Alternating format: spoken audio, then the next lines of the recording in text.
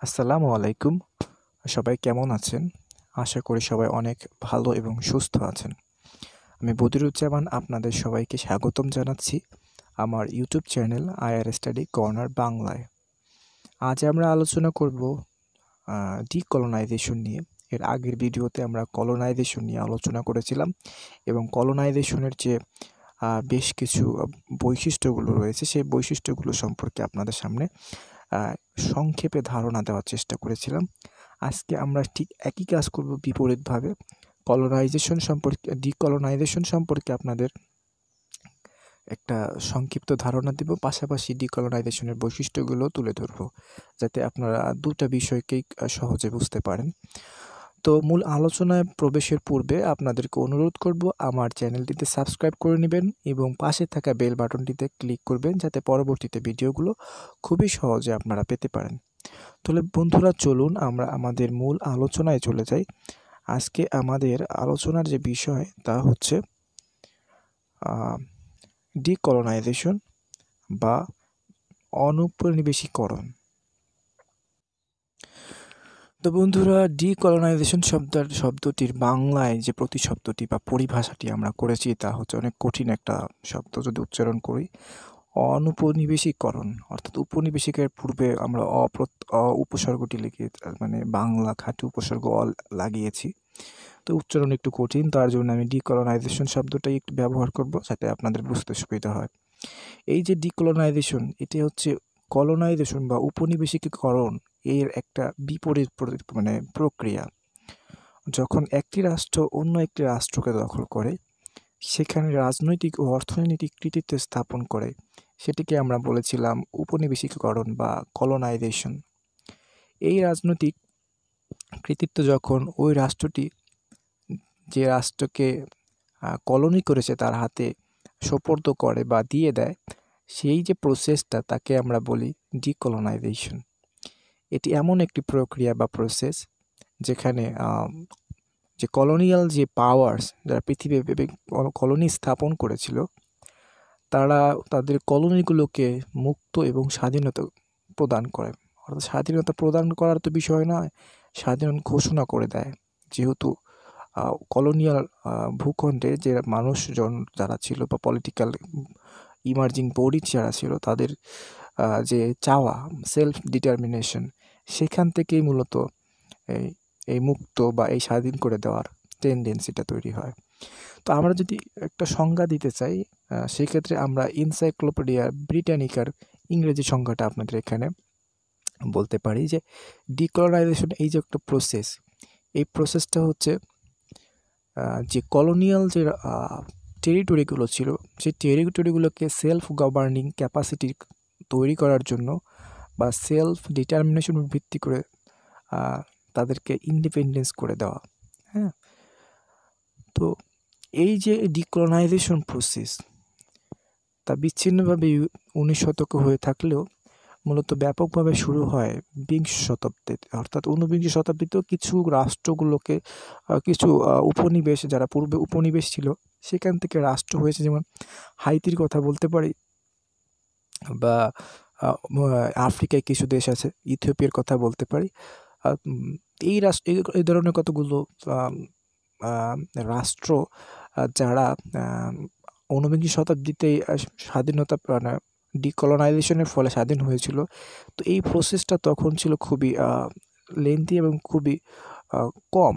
তো এই যে প্রসেসটা, সেটা কিন্তু খুবই ত্বরান্বিত হয় বা দ্রুত গতি পায়, সেটা হচ্ছে বিংশ শতাব্দীতে, বিশেষ করে দ্বিতীয় বিশ্বযুদ্ধের পর বা প্রথম বিশ্বযুদ্ধ থেকে দ্বিতীয় বিশ্বযুদ্ধের পর। এই সময়টাতে সবচেয়ে বেশি এই প্রক্রিয়াটা ঘটে।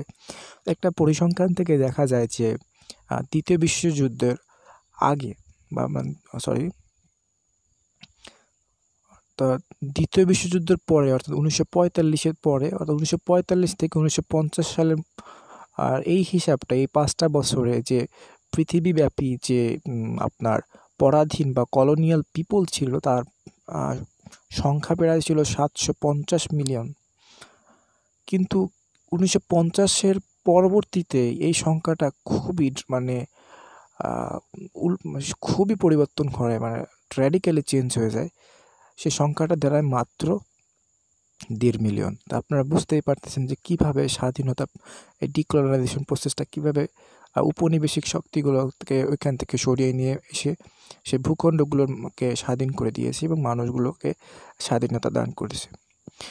বিশেষ করে দ্বিতীয় বিশ্বযুদ্ধে যে বিজয়ী শক্তিসমূহ ছিল, এক্ষেত্রে তারা গুরুত্বপূর্ণ ভূমিকা পালন করেছে এবং এই ক্ষেত্রে সবচেয়ে বেশি গুরুত্বপূর্ণ ভূমিকা পালন করেছে যুক্তরাষ্ট্র, কারণ তার একটা বড় রাজনৈতিক ইন্টারেস্ট সেখানে ছিল অন্য যে পাওয়ারফুল কলোনিয়াল যে রাষ্ট্রগুলো তাদেরকে তাদের উপনিবেশগুলোকে মুক্ত করা, কারণ সে গ্লোবাল ডমিনেন্স চেয়েছিল। তো যাই হোক, ওটা আমরা পরে আলোচনা করব। বৃহত্তম যে কলোনিয়াল যে শক্তি, বিশেষ করে ব্রিটেন বা ফ্রান্সের কথা বলি, বেলজিয়াম, পর্তুগাল, স্পেন, ইতালি, হল্যান্ডের মতন যে পাওয়ারফুল কলোনিয়াল যে রাষ্ট্র, তারা কিন্তু এই ডিকলোনাইজেশন প্রসেসে যাওয়ার জন্য বাধ্য হয়। কারণ তাদের যে কলোনিয়াল যে টেরিটরিগুলো, তাদের সেইখানে যে একটা চাপ ছিল, প্রেশার ছিল, তারপরে যে বাইরের থেকে যে অন্য যে বিশেষ করে যুক্তরাষ্ট্রের একটা বড় প্রেশার ছিল। তো এই ধরনের বিভিন্ন প্রেশারের ফলে কিন্তু তারা কিন্তু বাধ্য হয়েছিল এই ডিকলোনাইজেশন প্রসেসটায় যাওয়ার জন্য। এবং ফলে আমরা দেখি আমাদের এই ভারতবর্ষ 1947 সালে ভারত যে উপনিবেশ ছিল সেটা ভাগ হয়। 1948 সালে বার্মা। তো এই যে বিভিন্ন সালে, বিশেষ করে দ্বিতীয় বিশ্বযুদ্ধের পরবর্তী থেকে যে বিভিন্ন নতুন রাষ্ট্রের উদ্ভব, এটা কিন্তু কন্টিনিউশন চলেছে প্রায় 30 থেকে 40 বছর। যদিও এখনও কিছু টেরিটরি রয়েছে যেগুলোকে ওভারসিজ টেরিটরি বলা হয়, বিশেষ করে ব্রিটেনে রয়েছে, সেগুলো তেমন গুরুত্বপূর্ণ জায়গা নয়।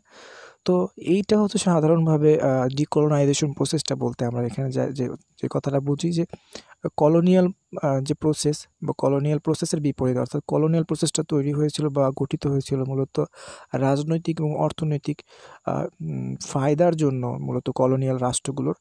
এবং এই ফায়দাটা দীর্ঘদিন যাবৎ চলেছিল এবং যে অঞ্চলটার উপর ভিত্তি করে তারা ফায়দা নিচ্ছিল, সেই অঞ্চলের যে রাজনৈতিক এবং অর্থনৈতিক শোষণ, সেই শোষণের ফলে যে অঞ্চলের মানুষগুলোর ভিতরে যে একটা মানসিক প্রেষণা বা বিপ্লবাত্মক চেতনা তৈরি হয় বা আন্দোলন সূচিত হয়, এবং বিশেষ করে কলোনিয়াল রাষ্ট্রগুলোর প্রতি ইউএসের একটা প্রভাব বা অন্য যে ইডিওলজিক্যাল, অর্থাৎ রাশিয়ার যখন অক্টোবর বিপ্লব হলো, তখন অর্থাৎ সমাজতন্ত্র প্রতিষ্ঠার লক্ষ্যে যখন সোভিয়েত ইউনিয়ন গড়ে উঠলো, তখন তার যে একটা বড় প্রভাব।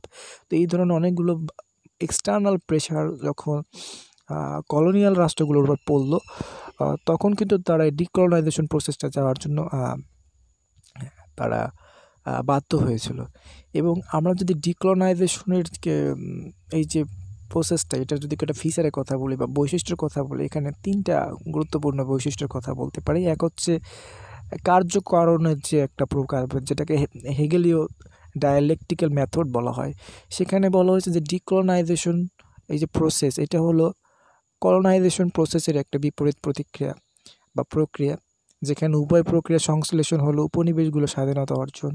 অর্থাৎ এখানে যদি আমাদের ডায়ালেকটিক্যাল ম্যাটেরিয়ালিজম সম্পর্কে ধারণা থাকে, যেটা আমরা যখন মার্কসিজম পড়ব বা সমাজতন্ত্রের যখন সায়েন্টিফিক ব্যাখ্যা যখন আমরা পড়ব, তখন সেখানে দিব যে প্রতিটা কাজের যে থিসিস, সে কাজে একটা বিপরীত প্রক্রিয়া থাকে, সেটা হচ্ছে অ্যান্টিথিসিস। এই দুইটা প্রক্রিয়া যখন একসাথে যুক্ত হয়, তখন একটা নতুন কার্যকরণ তৈরি হয় বা ফলাফল সৃষ্টি হয়, সেটাকেই বলা হচ্ছে সিনথেসিস। এই সিনথেসিসের হিসাবে, অর্থাৎ ফলাফল হিসাবেই কিন্তু নতুনভাবে এই রাষ্ট্রগুলো স্বাধীনতা অর্জন করেছে। এবং আর একটা গুরুত্বপূর্ণ বৈশিষ্ট্য হলো যে এই ডিকলোনাইজেশন এর যে প্রধান শক্তি হলো উপনিবেশ বিরোধী জাতীয়তাবাদী আন্দোলন।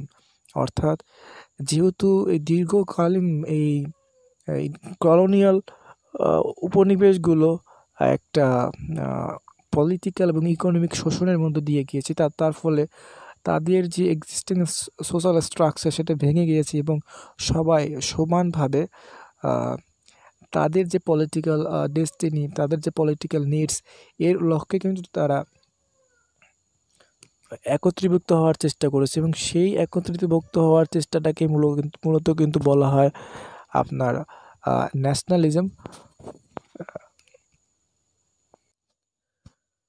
তো এই আরেকটা গুরুত্বপূর্ণ বৈশিষ্ট্য হচ্ছে যে উপনিবেশিক কলোনিয়াল প্রসেসটাও যেরকম শান্তিপূর্ণ ছিল না, সেখানে বিভিন্ন রিপ্রেশন এর মাধ্যমে, কোণঠাসা করার মাধ্যমে, নির্যাতনের মাধ্যমে বা হত্যার মাধ্যমে যেভাবে কলোনিয়াল রাষ্ট্রগুলো তাদের যে অবজেক্টিভস, যে ইন্টারেস্ট, সেটাকে অর্জন করেছে, সেখান থেকে বের হয়ে আসার জন্য যে ডিকলোনাইজেশন যে প্রসেসটা, সে প্রসেসটাও কিন্তু শান্তিপূর্ণ ছিল না। অনেক ক্ষেত্রে যে যারা পলিটিক্যাল, ওই অঞ্চলে যারা পলিটিক্যাল বডিজ বা বিভিন্ন ইন্টেলেকচুয়াল বডিজ, তারা কিন্তু অনেক ক্ষেত্রে পিসফুল সলিউশন সেটেলমেন্ট চেয়েছিল। তো সেক্ষেত্রে খুবই কম রাষ্ট্র দেখা গেছে যে তারা পিসফুলি বের হয়ে আসতে পেরেছে। তো ম্যাক্সিমাম ক্ষেত্রে কিন্তু কলোনিয়াল যে শক্তিগুলো, তাদের যে উপনিবেশগুলোকে কিন্তু তারা সহজে ছাড়তে চায় নাই। তো সেই ক্ষেত্রে কিন্তু অনেক ধরনের সংঘাত সেখানে তৈরি হয়েছিল, এবং এই সংঘাতের ফলে কিন্তু ব্যাপক প্রাণহানি বা ব্যাপক জানমালের ক্ষতি হয়েছে, যা যা উপনিবেশ শক্তিগুলোকে কিন্তু আন্তর্জাতিক মহলে একটা বিরূপ একটা খারাপ মানে প্রতিক্রিয়া বা একটা খারাপ চরিত্র হিসেবে দাঁড় করিয়েছে। তো এই যে ডিকলোনাইজেশন প্রসেসটা, এটাকে যদি আমরা বৈশ্বিক প্রেক্ষাপট থেকে দেখতে চাই, তাহলে আপাত দৃষ্টিতে আমাদের অনেকের কাছে সফল মনে হলে বিষয়টার অনেক ডিপলি বিশ্লেষণ করা দরকার। কারণ আমরা মনেই করতে পারি যে যেহেতু কলোনিয়াল পজিশনে ছিল, তো সেইখান থেকে স্বাধীন হয়েছে, তো এটা অনেক সফলতার সংবাদ, সুখের সংবাদ। তো আমরা যদি দেখি কলোনিয়াল প্রসেসটা, ডিকলোনাইজেশনের যে প্রসেসটা, সেটা শুধুমাত্র ওইখানকার যারা কলোনিভুক্ত যে জনগণ রয়েছে বা সোসাইটি রয়েছে, তার যে মুভমেন্ট বা তার যে স্ট্রাগল, তার ফলেই কিন্তু হয় নাই। এখানে অনেকগুলো বিষয় যুক্ত ছিল, যার ফলে এই যে আপনার কলোনিয়াল শক্তিগুলো, তারা কিন্তু এই তাদের যে উপনিবেশগুলো আছে তাদেরকে ছাড়তে বা বাধ্য হয়েছে, স্বাধীনতা দিতে বাধ্য হয়েছে। কারণ কেউই চায়নি তারা তাদের যে কলোনিভুক্ত রাষ্ট্রগুলো তারা স্বাধীন হোক। কারণ এইখান থেকে কিন্তু তাদের যে কাঁচামাল বলি, তাদের যে অর্থনৈতিক যে চাকা, সেই চাকাটাকে ত্বরান্বিত বা বৃদ্ধি করার বা গতিশীল রাখার যে মূল যে মেকানিজম বা ম্যাটেরিয়ালস দরকার, তা কিন্তু এই কলোনিভুক্ত রাষ্ট্র থেকে উপনিবেশিক শক্তিগুলো পেত। তো তারা খুব সহজেই কিন্তু এই উপনিবেশিক এই শক্তিটা থেকে মানে এটাকে কিন্তু ডিকলোনাইজেশন প্রক্রিয়ার মাধ্যমে স্বাধীনতা দিতে চায়নি। তো সেক্ষেত্রে কয়েকটা জিনিস আমাদের লক্ষ্য করতে হবে যে কেন তারা এই ডিকলোনাইজেশন প্রসেসের মাধ্যমে স্বাধীনতা দিতে বাধ্য হলো। এই জিনিসটাকে আমরা দেখে আমরা আজকে আলোচনা শেষ করব। সেখানে 3টা বিষয়কে আমরা একটু আলাদাভাবে বিশ্লেষণ করব। এক হচ্ছে যে কলোনিয়াল রাষ্ট্রগুলোর 2টা যে কলোনিয়াল রাষ্ট্রগুলোর যে কনটেক্সের 2টা পরিবর্তন, সে তার নিজস্ব রাষ্ট্রের ভিতরকার মানে পরিবর্তন হয়েছে, এবং রাষ্ট্রের বাইরে, অর্থাৎ তার যেখানে কলোনি রয়েছে সেখানে পরিবর্তন হয়েছে, এবং সাথে সাথে যে তার রিজনে বা গ্লোবাল অ্যাফেয়ার্সে কী কী ধরনের পরিবর্তন হয়েছে সেটা। তারপর 2 নম্বরটা হচ্ছে যে ঔপনিবেশিক যে শক্তি, তাদের নিজস্ব কিছু কারণ ছিল, সেটা নিয়ে আমরা আলোচনা করব। এবং আর আন্তর্জাতিক পরিস্থিতি কীভাবে এই ডিকলোনাইজেশন প্রসেসটাকে ফ্যাসিলিটেট করেছে, সেই জিনিসটাকে আমরা দেখব। এক হচ্ছে অভ্যন্তরীণ উপাদান, যেটাকে বললাম যে কলোনি স্থাপন করা হয়েছিল রাজনীতিক এবং ইকোনমিক এইটাকে এক্সপ্লয়েট করার জন্য।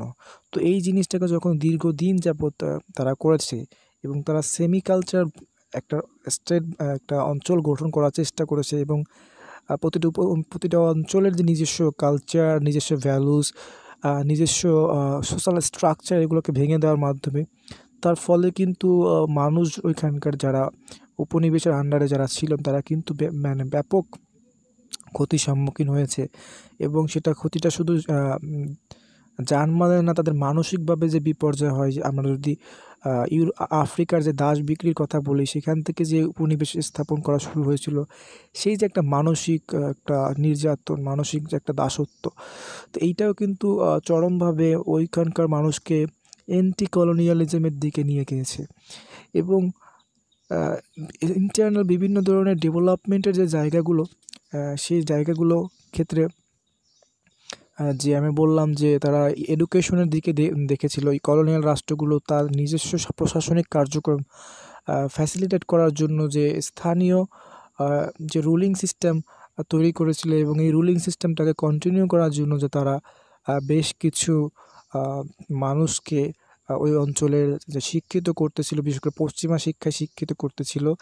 তাদের যে পশ্চিমা শিক্ষায় শিক্ষিত যে মানুষজন, তাদের যে নিজস্ব একটা টেন্ডেন্সি, যা স্বাধীনতা প্রাপ্তি বা এই উপনিবেশিকরণের যে একটা ক্ষতি হচ্ছে তার অঞ্চলে, সেই জিনিসটা সম্পর্কে তাদের যে মানসিক সচেতনতা বৃদ্ধি, এগুলো কিন্তু পরবর্তীতে জাতীয়তাবাদ গড়ে ওঠার ক্ষেত্রে সবচেয়ে বেশি কাজ করেছে। এবং এই জাতীয়তাবাদ গড়ে ওঠার কারণটাকে কিন্তু অভ্যন্তরীণ বিষয় বলা হয়।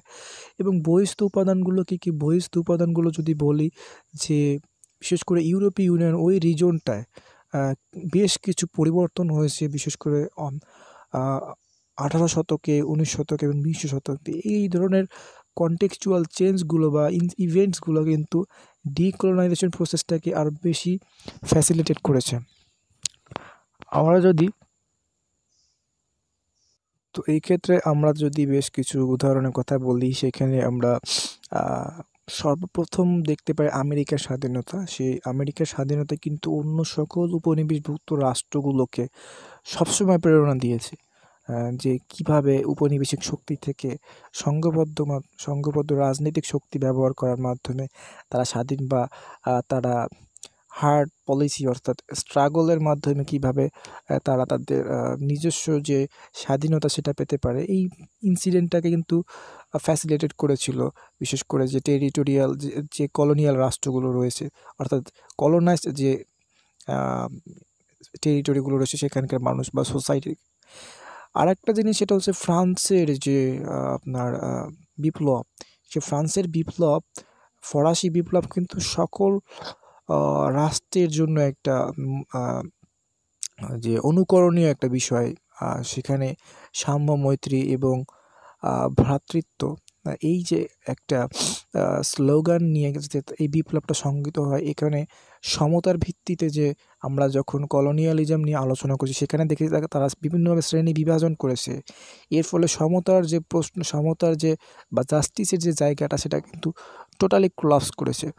তো এই সমতার ভিত্তিতে বা ভ্রাতৃত্ব বা নিজস্ব স্বকীয়তা মানে অর্জনের জায়গা থেকে কিন্তু সকলে আন্দোলন করেছে, এবং এই আন্দোলনের অন্যতম একটা অনুপ্রেরণা সবসময় ছিল ফরাসি বিপ্লব। এবারে যদি আমরা 1905 সালে রুশ জাপান বিপ্লবের কথা দেখি, যে রুশ জাপান বিপ্লবে কী হয়েছে।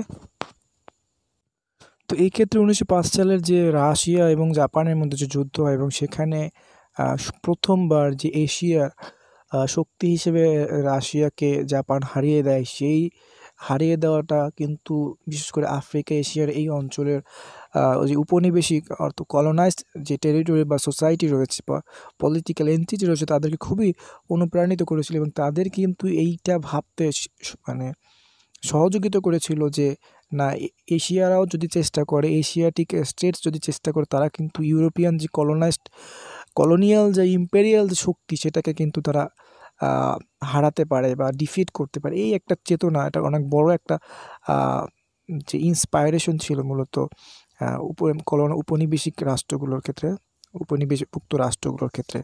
তারপরে প্রথম বিশ্বযুদ্ধের কথা জানি, এটা একটা অনেক বড় ধাক্কা ছিল। বিশেষ করে আমরা যদি দেখি আমাদের ওই অঞ্চলের যে প্রথম বিশ্বযুদ্ধ যখন ব্রিটেন অংশগ্রহণ করবে, তখন কিন্তু ব্রিটেন অনেক ওয়াদা করেছিল, বিশেষ করে আমাদের সাথে, ভারতের সাথে বা অন্য যে কলোনিয়ালভুক্ত রাষ্ট্রগুলো যারা মিত্রপক্ষ হিসেবে ঢুকেছিল, তারা কিন্তু তাদের যে কলোনাইজড টেরিটরি, সেখানকার যারা পিপলস বা অর্থনীতি, সবগুলোকে কিন্তু তারা ব্যবহার করেছিল একটা মাত্র লোভ দেখানোর মাধ্যমে। সেটা হচ্ছে প্রথম বিশ্বযুদ্ধে যদি এই কলোনিয়াল রাষ্ট্রগুলোকে কলোনাইজড পিপলরা যদি সাহায্য করে, হ্যাঁ, তো তারা কিন্তু তখন পরবর্তীতে স্বাধীনতা দিয়ে দেবে এই অঞ্চলটাকে, কিন্তু তা কিন্তু হয় নাই। তারপরে প্রথম বিশ্বযুদ্ধের পরে যে প্যারিস ট্রিটি বা আমরা উইড্রো উইলসনের 14 পয়েন্টসের কথা বলি বা লিগ অফ নেশনের গঠনের কথা বলি, তারা কিন্তু মূলত সেলফ ডিটারমিনেশন কনসেপ্টটাকেই নিয়ে এসেছে। তো যদিও এই কনসেপ্টটা তখন বেশি কার্যকর হয় নাই, এবং দ্বিতীয় বিশ্বযুদ্ধের যে বিষয়টা, দ্বিতীয় বিশ্বযুদ্ধের পূর্বে আরেকটা যে গুরুত্বপূর্ণ ঘটনা ঘটেছে সেটা হচ্ছে রাশিয়ায় সমাজতান্ত্রিক বিপ্লব। এর মাধ্যমে যে দীর্ঘদিনব্যাপী যে ইম্পেরিয়াল শাসন ছিল তাকে যে ধ্বংসপ্রাপ্ত করা গিয়েছে বা একদম টোটালি অবসান করা গিয়েছে, এটা একটা বড় অনুকরণীয় বিষয় ছিল মূলত কলোনাইজড স্টেটস বা টেরিটরিগুলোর জন্য। দ্বিতীয় বিশ্বযুদ্ধের পরবর্তী যে সময়টা, সেই সময়টা আমরা একটু আগে বলেছি যে প্রসেসে, অর্থাৎ যে পরিমাণ ইকোনমিক হ্যাম্পার বিশেষ করে কলোনিয়াল রাষ্ট্রগুলোর হয়েছিল, তো সেই ক্ষেত্রে কিন্তু কলোনাইজড যে সোসাইটি তারা খুবই প্রেশার ক্রিয়েট করেছিল তাদের উপনিবেশিক শক্তিগুলোর উপরে, এবং বিশেষ করে বহিস্থ যে শক্তিগুলো, বিশেষ সোভিয়েত ইউনিয়ন এবং আমেরিকা, তাদের যে একটা প্রেশার ছিল, সেই প্রেশারগুলো থেকেও কিন্তু তারা স্বাধীনতা দিতে বাধ্য হয়েছিল। আর দ্বিতীয় যে অংশটা নিয়ে আমরা বলতে পারি সেটা হচ্ছে যে ঔপনিবেশিক এই যে ডিকলোনাইজেশন প্রসেসটা, এটাকে ফ্যাসিলিটেট করার ক্ষেত্রে যে ঔপনিবেশিক বা কলোনিয়াল রাষ্ট্র যারা ছিল বা শক্তিগুলো যারা ছিল, তাদের নিজস্ব কিছু কারণ ছিল, এবং এর একটাই কারণ ছিল, সেটা হচ্ছে ইকোনমিক কলাপসের কথা আমরা যদি বলি। তো ইকোনমিক কলাপসটা কেন হয়েছিল? প্রথম বিশ্বযুদ্ধের পরবর্তী যে একটা বিশাল ক্ষতি হয়েছিল ইউরোপের, এবং সেই ক্ষতিটা কাটিয়ে উঠতে না উঠতে যখন আরেকটা বড় মহাযুদ্ধ তারা সম্মুখীন হয়, তো তখন কিন্তু ইউরোপের as a colonial super power হিসেবে বা তখনকার অর্থনীতি বা মিলিটারিলি শক্তিশালী যে স্ট্যাটাসটা তাদের ছিল, সেই স্ট্যাটাসটা কিন্তু একদম অনেকটা শেষ হয়ে যায়, এবং তাদের নিজেদের যে সোশ্যাল বিল্ডিং বা রিকনস্ট্রাকশন, এই দিকটাকেই তাদের বেশি খেয়াল দিতে হচ্ছিল। এবং যে দেশে ওভারসিজ যে কলোনিয়াল যে টেরিটরিগুলো আছে, সেখানকার প্রশাসনিক কাঠামো পরিচালনা করার জন্য যে আলাদা করে ব্যয়ভার করার দরকার ছিল, বা আলাদা করে যে ওইখানটা প্রশাসনিক ব্যবস্থা যে মিলিটারি সক্ষমতা তাদের দরকার ছিল, সেটা কিন্তু এই দুইটা মহাযুদ্ধের ফলে কিন্তু এই ইউরোপিয়ান কলোনাইজড স্টেটসগুলোতে শেষ হয়ে গিয়েছিল। তো তার ফলে কিন্তু খুবই ফ্যাসিলিটেট হয়েছিল বিশেষ করে কলোনাইজড স্টেটসগুলো তাদের নিজস্ব স্বাধীনতা অর্জনের ক্ষেত্রে, অর্থাৎ সেলফ ডিটারমিনেশন এই কনসেপ্টটা, যেটাকে উইড্রো উইলসন বলেছিল, পরবর্তীতে জাতিসংঘ প্রতিষ্ঠা হয়েছিল, সেখানে এই জিনিসটাকে উল্লেখ করা হয়। এই সেলফ ডিটারমিনেশনের উপর ভিত্তি করে কিন্তু পরবর্তীতে এই ডিকলোনাইজেশন ফ্যাসিলিটেট হয়েছে। এবং আন্তর্জাতিক পরিস্থিতির কথা আমরা বললাম যে আন্তর্জাতিক পরিস্থিতিটাই হচ্ছিল কলোনাইজড রাষ্ট্রগুলোর ফেভারে ছিল না। হ্যাঁ, তো সেখান থেকে কিন্তু বিভিন্ন প্রেশারের ফলে এই ডিকলোনাইজেশনটা হয়েছিল। তো ডিকলোনাইজেশন হয়ে যাওয়ার পরও কিছু স্পেসিফিক বা কিছু আলাদা আলাদা জায়গা ছিল, যেটাকে যখন জাতিসংঘ তৈরি করা হয় তার একটা অন্যতম অঙ্গ সংগঠন হিসেবে যে ট্রাস্টশিপ কাউন্সিল বা ওসি পরিষদ যাকে বলা হয়, তার আন্ডারে দিয়ে দেওয়া হয়ে যায়। এবং এ বাদেও বর্তমানে কিছু মানে ওভারসিজ টেরিটরি রয়েছে কলোনিয়াল রাষ্ট্রগুলোর। তো সর্বোপরি এই যে ডিকলোনাইজেশন এই যে প্রসেসটা, এই প্রসেসটা ফ্যাসিলিটেট হয়েছে দুইটা বিশ্বযুদ্ধের কারণে। কারণ কলোনিয়াল শক্তিগুলোকে তার যে প্রশাসনিক কার্যক্রম বা ওভারসিজ টেরিটরিগুলোকে কন্ট্রোল করার জন্য তার যে সাপোর্ট, মিলিটারি বলি, ইকোনমিক বলি, সেখান থেকে কিন্তু তারা অনেক পিছিয়ে গিয়েছিল। তার নিজের রাষ্ট্রের যে ডেভেলপমেন্ট বা রিকনস্ট্রাকশন, সেই দিকে তার বেশি মনোযোগ দেওয়ার দরকার ছিল। এবং বিশেষ করে এই দুইটা মহাযুদ্ধ যখন হয়েছিল, তখন তার পরবর্তী সময়ে যে ওই কলোনিয়াল স্টেটসগুলো, অর্থাৎ শক্তিশালী রাষ্ট্রগুলোর যে পলিটিক্যাল পার্টিস, তারাও কিন্তু বেশি উইলিংনেস ছিল না যে তাদের যে ওভারসিজ টেরিটরিগুলো রয়েছে, কলোনিয়াল টেরিটরিগুলো রয়েছে, সেগুলোকে কন্টিনিউ করার জন্য। আর তাদের যে যারা পপুলার যারা অধিবাসী ছিলেন বা নাগরিক ছিলেন, তাদেরও কিন্তু একটা দ্বিমত ছিল যে তারাও কিন্তু আর যে ওভারসিজ টেরিটরি সেগুলোকে আর কন্টিনিউ করতে চায়নি, এবং নিজেদের দিকেই খেয়াল দিতে চেয়েছিল সর্বোপরিভাবে। তো এই ছিল একটা ওভারঅল ধারণা ডিকলোনাইজেশন সম্পর্কে। আমার মনে হয় আপনারা কিছুটা হলেও ডিকলোনাইজেশন সম্পর্কে বুঝতে পেরেছেন। তো বন্ধুরা, আপনাদের যদি এই ভিডিওটা ভালো লাগে তাহলে অবশ্যই লাইক দিবেন। যদি কোনো কমেন্ট, যদি কোনো কিছু জানার থাকে বা আমাকে কোনো কিছু সাজেশন দেওয়ার থাকে, অবশ্যই কমেন্ট বক্সে লিখে দিবেন। এবং সবাই ভালো থাকবেন এই করোনাকালীন সময়, এবং দোয়া রাখবেন। আসসালামু আলাইকুম।